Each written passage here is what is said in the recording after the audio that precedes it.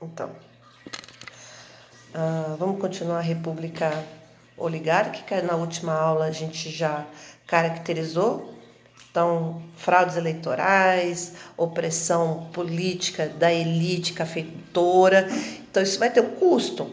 Então, a gente vai ver aqui como as tensões na cidade e no campo, elas vieram à tona, porque as pessoas, elas têm uma sabedoria simples de entender que elas viviam um período de intensa corrupção e exploração. E as pessoas, veja só quantas revoltas no período da República Oligárquica, quantas insatisfações, tanto no campo como na cidade, nós vamos identificar. Então, a República Oligárquica de 1894 até 1930, a República Velha também. O primeiro problema no campo foi a Guerra de Canudos. A Guerra de Canudos durou 1 ano, tem vários relatos sobre esse evento. O Antônio Conselheiro, que está aqui, aqui embaixo, assim, o Antônio Conselheiro era um líder religioso que se instalou numa região lá em Vaza Barris, e nessa região ele chegou a reunir, alguns falam 30 mil, 40 mil, 80 mil, já vi vários, como eu falei para vocês, a gente tem problemas, contar números, fazer um levantamento mais fiel. Enfim, mas a região liderada por Antônio Conselheiro se transformou numa espécie de Brasil paralelo. Lá ele era o líder religioso, o líder político, punia as pessoas e havia uma espécie de agricultura coletiva, onde as pessoas cultivavam juntas, certo?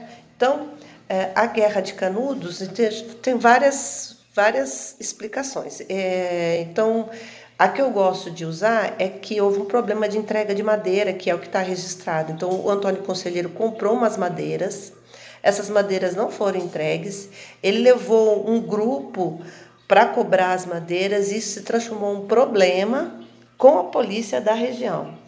E aí começam os problemas. Como o Antônio Conselheiro, ele era monarquista, ele fazia uma série de discursos contra a República, ele não aceitava a instituição de pesos e medidas, ele queria manter a tradição das latas, então ele havia a resistência para o casamento civil. Quando a República foi proclamada, instituiu-se o casamento civil. E na época do Império, era o casamento na Igreja Católica que tinha validade civil, que tinha validade legal. Então, ele era contra uma série de medidas que foram implementadas pela República. Então, ele era visto como antimonarquista. Então, ele teve 3 expedições contra Antônio Conselheiro. O exército brasileiro tomou umas 2 derrotas muito feias para o Antônio Conselheiro. Isso foi documentado, inclusive Euclides da Cunha vai escrever a sua obra como um jornalista, ele está acompanhando o Exército Brasileiro como jornalista e correspondente do Estado de São Paulo, e depois ele vai usar todo esse material para escrever a sua obra. Então, a Guerra de Canudos acaba muito mal, tem 4 sobreviventes, todos serão mortos, e é uma situação triste da história do Brasil. Tanto o Antônio Conselheiro como esse que eu vou comentar agora, que é o João Maria, eles são líderes messiânicos, porque eles têm um discurso voltado para a religião, uma vida futura, que se você é pobre, oprimido nessa vida, na próxima vida você vai ser recompensado. Então, lá na Guerra do Contestado, o período é diferente, você pode ver aqui 1912 até 1916, inclusive foram usados aviões, nesse problema aqui. A Primeira Guerra nem começou ainda, mas aviões vão ser usados para reconhecimento, de tropas, já na Guerra do Contestado, aqui no Brasil. E esse líder, José Maria, é outro problema de terra, porque havia uma empresa americana que comprou umas terras para construir uma ferrovia, e nessa ferrovia você tem lá a ferrovia E ao lado da ferrovia, a empresa desapropriou, lá o governo desapropriou para poder fazer a construção. Então você retirou pessoas que estavam no lugar, pessoas que ficaram muito insatisfeitas, e essa insatisfação ela foi liderada, conduzida por esse beato José Maria, que tinha um discurso semelhante ao de Antônio Conselheiro, por isso que ambos são vistos que estão dentro da República Velha e são líderes messiânicos que fazem esse discurso da pobreza como uma forma de redenção. Você é pobre, então você já está redimido na vida futura, está garantida a sua salvação. Então a Guerra do Contestado, ela acabou mal também, né? Mas aí depois eu vou pedir umas pesquisinhas para vocês, por isso que eu estou evitando de dar detalhes, tá bom? Outra característica do período da República Velha foi o cangaço independente. Havia o cangaço, porque canga vem de um material que você punha no boi para poder conduzir o boi aonde você queria. Então, nesse caso, o cangaço ele é livre do controle dos coronéis. Então, os coronéis tinham aqueles cabras que eram pagos pelos coronéis para fazer uma série de violências, inclusive usar lá nas eleições, nas fraudes eleitorais e na opressão que o povo sentia na hora de votar, para aqueles que eram alfabetizados e homens, porque mulheres não votavam. Enfim, esse cangaço independente, que é o cangaço, se libertou da influência dos coronéis e foi agir sozinho. E era muito violento. Muito violento. O pessoal que andou vendo uma visão romântica no cangaço, que era uma espécie de Robin Hood, dava os pobres tirava dos ricos para dar aos pobres, mas não foi nada disso não. Eles não tinham um padrão e eram violentos com ricos e pobres. Situações de extrema violência. Bandidos mesmo. Aí, eu vou colocar para vocês 2 revoltas urbanas. Eu não vou dar muitos detalhes de novo, porque eu vou pedir mini pesquisas para vocês, tá bom? Principalmente para os nonos.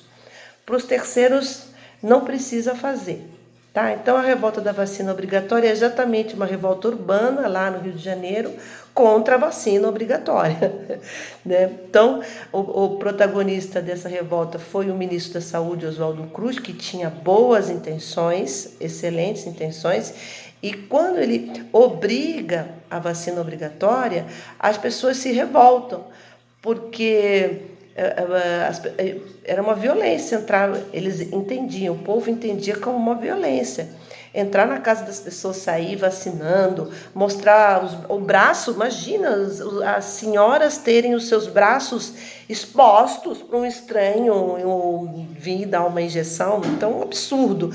As pessoas se revoltaram, o Rio se transformou numa praça de guerra, pessoas se dirigiram ao Palácio do Catete, que na época era a sede do governo federal, lembrando que o Rio de Janeiro é a capital do Brasil na época. Então, a revolta da vacina obrigatória foi uma revolta urbana. O que está nas entrelinhas dessa revolta da vacina obrigatória é essa percepção que o povo tem de um Brasil que tem muitos problemas ligados ao poder político que oprime, fraudulento, corrupto. Então as pessoas têm essa percepção. Então a vacina da vacina obrigatória é só uma forma das pessoas extravasarem a sua revolta. Outra revolta considerada urbana foi a revolta contra a chibata, né? O Almirante Negro. Depois eu vou passar um link para vocês escutarem uma música em homenagem ao Almirante Negro, belíssima música. Ele se revoltou, o João Cândido, o Almirante Negro, se revoltou contra um colega que tinha recebido um castigo exagerado de 100 chibatadas. Então, na Marinha Brasileira, em pleno 1910, ocorriam punições com chibata, punições físicas, um absurdo, um negócio assim inadmissível. Então, esse Almirante Negro eles fazem essa revolta, organizam essa revolta e apontam os canhões da Marinha, navios como Minas Gerais e São Paulo, para o Rio de Janeiro. Não, foi um pânico. O pessoal, os canhões apontados para o Rio de Janeiro, muitas famílias fugiram do Rio com medo de sofrer um bombardeio, porque os navios de guerra apontaram os canhões e eles exigiram o fim das punições corporais, né? Bem, essa revolta acabou com uma negociação e os líderes da revolta foram expulsos da Marinha, né? E assim como o João Cândido também. Morreu velhinho, vendendo peixe lá no Rio de Janeiro. Houve até uma tentativa de reparação e a família recebeu uma indenização, tá? Em 1917, vocês lembram que eu falei do significado da Revolução Russa? Aqui no Brasil também vai começar a organização da fundação do Partido Comunista Brasileiro. Então, veja só, eu falei para vocês o significado da Revolução Russa, né, histórico, colocar na prática lá a teoria do socialismo. Aqui no Brasil também vai ser fundado o Partido Comunista, sendo alimentado pela Revolução Russa. Né? Então, a gente vai ter, nesse começo aqui da história republicana do Brasil, o sonho também de alguns de colocarem aquelas ideias na prática. Então, já em 1917 no Brasil, tem uma grande greve em São Paulo, em 1915, se não me falha a memória, e já se começa a se organizar o Partido Comunista aqui no Brasil. Tá? Beijo!